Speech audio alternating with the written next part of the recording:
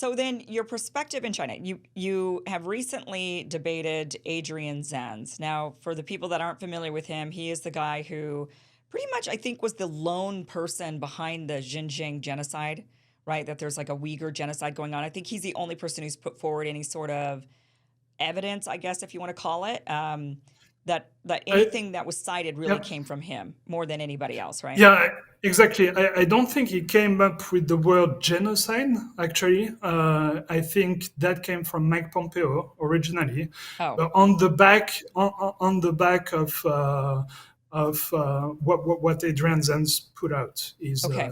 his papers. Yeah. So Adrian Zenzo was saying that there was some nefarious stuff going on against the Uyghur population in China. The majority they're a Muslim population. Very interested, so you now, I mean, I know you lived many years in China, but now you're in a Muslim country that also has a large Chinese population. And what we've seen is that I think all of the Muslim nations have actually backed China and have said, no, this narrative is incorrect. No, no, no Um, one in the Muslim world believes it. No one. Now, some of the people that hear that, a lot of people will say, "Oh, they're just saying that because they want to stay in the good graces of the West and the United or I mean, sorry, they want to stay in the good graces of China. They don't want to upset China." So they say these things. But you're living in Malaysia, you're living amongst this Muslim population. I mean, what are the people thinking about what's going on with the Uyghurs? What is the reality of what's going on there? I mean, what's interesting is that also in Malaysia, you have quite a few Uyghurs who came from China. And actually, in my daughter's class, her best friend is a Uyghur from China, Hmm. and we know the family very well. And you find a lot of Uyghur restaurants here and so on. So, the population here in Malaysia knows Uyghurs because quite a few live here. They can tell the story exactly what happened, and so it's extremely dishonest to say that it's just to stay in China's good graces because in Malaysia's case, they're a neighbor of China. They know an enormous amount of Chinese people on both sides, if you can say, like Han Chinese and Uyghurs. So the people know exactly what's the reality. So it's not a question of trying to be in China's good graces, which doesn't even make sense anyhow. Because if you look at as a Muslim country, who should you be more afraid of, the U.S. or China? Uh, I think the recent past has shown that you face more danger if you anger the U.S. Than if you anger China, right? So if you have a choice, so Good that's point. that's not very logical. Yeah.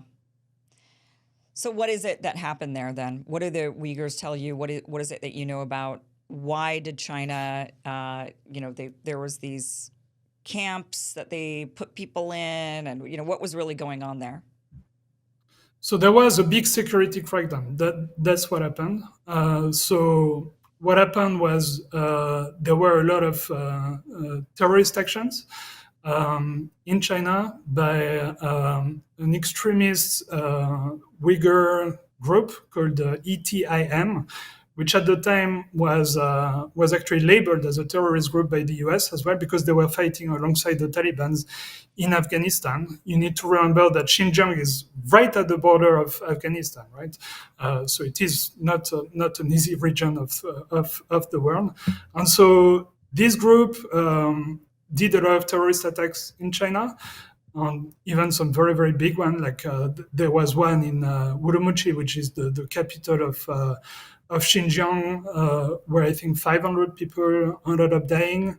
No, even 1,000. Sorry, 1,000 people died. So you had large scale terrorist attacks on Chinese soil by a group of radicalized and separatists because they want to separate Xinjiang from the rest of China.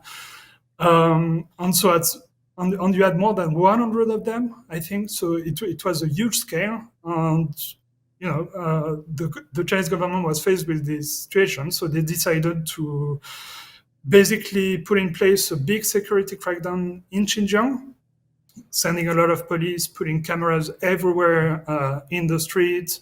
Um, measures like every single knife that you owned had to be registered with the local police station and had to be chained to the wall or something, so you couldn't take it with you around the street to kill people, because a lot of those attacks were by knife.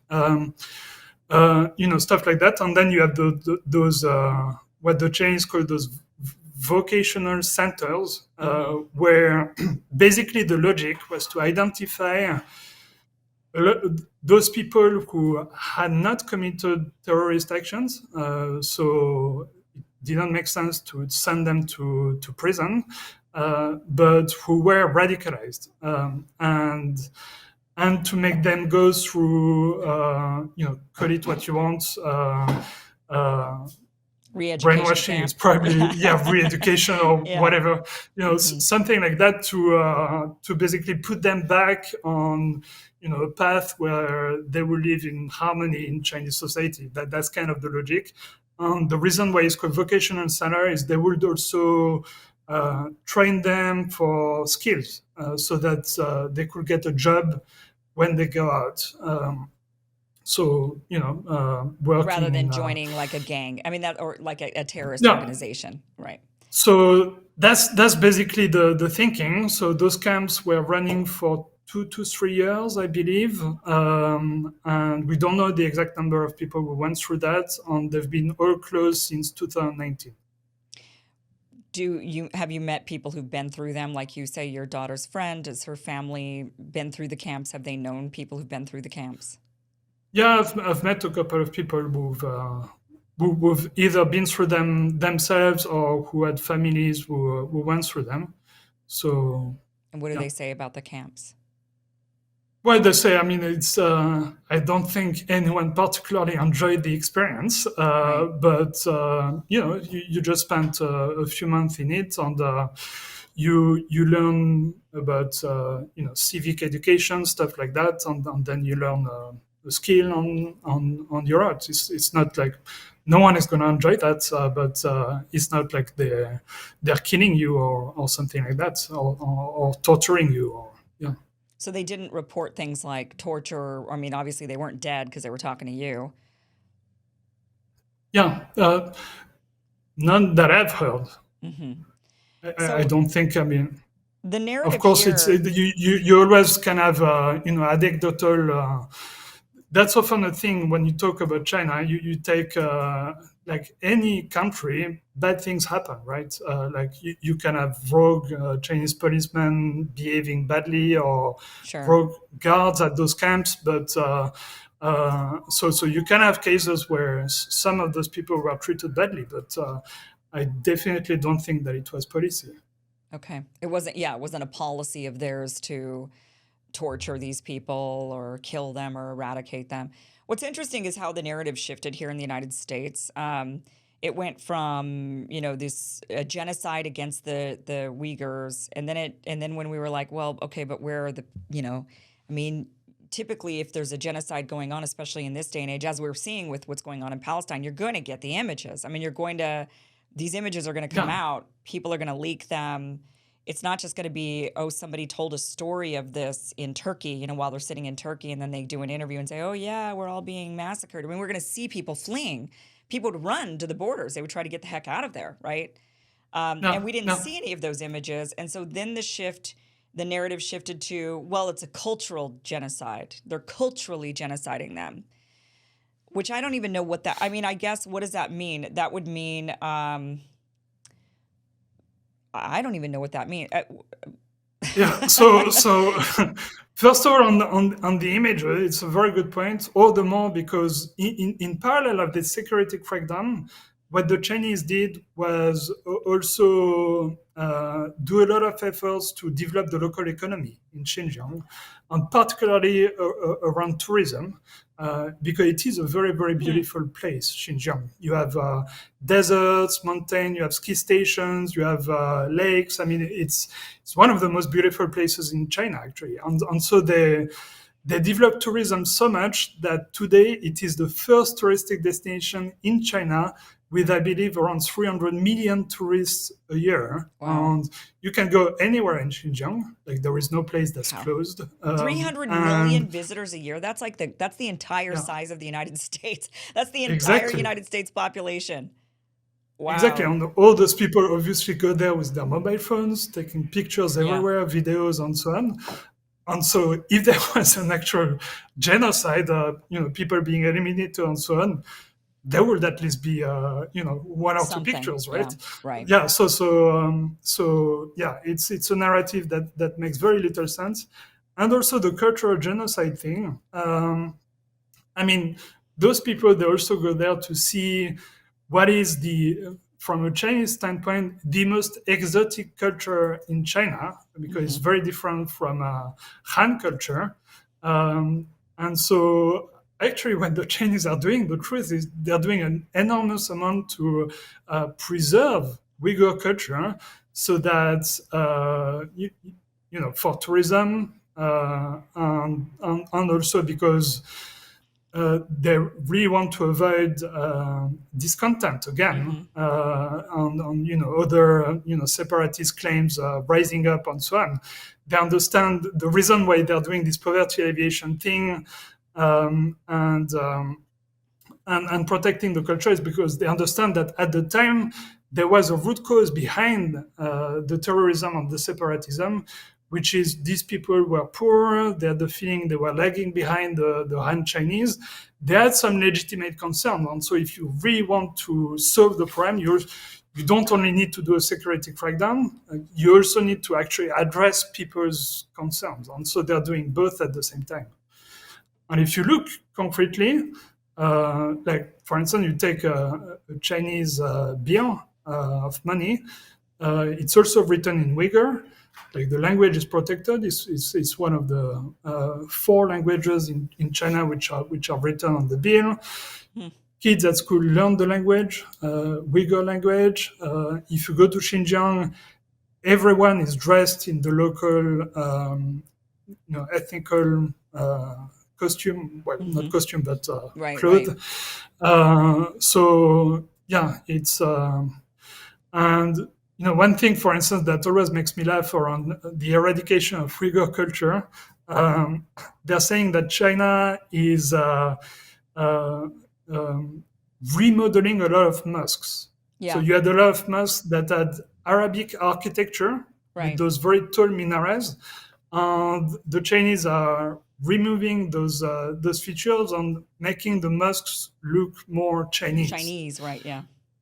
Yeah, but actually, when you look in the history of Islam in China, because China, what a lot of people don't know is that Islam arrived very, very early in China, like just 20 years after the death of the Prophet Muhammad. So it's a country with a very, very old Islamic tradition. And guess what? Historically, all the mosques in China, including, of course, in Xinjiang, look 100% Chinese. It was the local architecture. And these Arabic features on mosques actually are extremely recent. From the 1990s, for some reason, there was a big push of Arabic, a big trend of Arabic features on mosques. And so by removing those Arabic features and going back to the traditional Chinese architecture, they actually do something to preserve or at least restore the historical culture of historical architecture of Chinese mosques. So, when you look at a lot of those narratives, a lot of those just are just based on nothing or a misunderstanding of what's really happening. It's also so interesting because I think that, in Islam, they're, as a religion, they're like really ultimately against any sort of idolatry. They don't have any imageries. Imagery is like not a thing to Islam. They don't. Yeah. They think they're into the belief and not into the imagery. In Christianity, we see pictures of Jesus. We have crosses. We've got Mary. Where there's all these different figures and images and symbols. And in Islam, they are not into that at all. So it's kind of interesting that people are screaming about, some architectural feature when in the religion they're not as into Yeah. that. So I mean, the visuals. another thing that's interesting, especially as a French, we had a lot of issues in France around images of the prophet, caricatures like Charlie Hebdo and so on. Right. And that's forbidden in China. You cannot burn the Quran. You cannot draw images of the prophet of Muhammad. You cannot in any way insult Islam in a way that will anger Muslims, Yeah. because there is this emphasis on harmony, making sure that everyone coexists in peace. And yeah, So they don't want that's another people thing. offending people to Yeah, that level. I exactly. mean, listen, Yeah. I listened to this, and I have two feelings about it. I don't like, I don't like it. I don't like China's, heavy hand surveillance and rounding up people and sticking them in vocational camps, even though they've committed no crimes, and, basically imprisoning them. Maybe, it's not as bad as prison. Maybe they're learning things or whatever, but still it's against their, it's not their choice necessarily to go and, they didn't sign up, right? The government rounded them up and took them there. I don't like the heavy surveillance. I don't like the infringement on the free speech of saying, no, you're not allowed to offend a person, right? These are like some of the ideas that many people here, I would say like the extreme leftists here in the United States want to impose on us, and it's very authoritarian in my view. But at the same time, I have the luxury of living in the United States where we're not bored. I mean, we are geographically blessed as a country. We don't have borders with these other nations. We're not on the border of Afghanistan. We're not on the border of Kashmir. We're not on the border of these so we're privileged. It's easy to say live and let live. It's easy to say that's not the, I mean, and then I look at the West, the United States, the American way of handling terrorists, and I think, would I rather, as a human being, would I rather a government that rounds me up in the middle of the night and takes me to a vocational camp and says we're de-radicalizing you, or would I rather be bombed in the middle of the night while I'm sleeping? Right? I mean, yeah. So on this, you have the example of 20 years of American rule in Afghanistan, right next to Chinese rule in Xinjiang. They're right next to each other. It's similar type issue with radicalization. And you just look at the result, right? For all its faults, and I agree that China's response was very heavy-handed. But you arrive at a place where Xinjiang is China's top touristic destination. If you look at the average income per locally, it's higher now than countries like Thailand or Vietnam. So people are living in relative prosperity, right. And no one died. Right. And if you look at Afghanistan, they killed an enormous amount of people, and right now the country is poorer than North Korea. Hey guys, thank you so much for watching this clip from the full Kim Iversen show. That's right, this is just a clip. If you want the full show, you can go to KimIversonShow.com and you can watch Monday through Friday, 5 p.m. Pacific, 8 p.m. Eastern for about 1 hour. It's totally free. Check it out, KimIversonShow.com. Thanks for watching.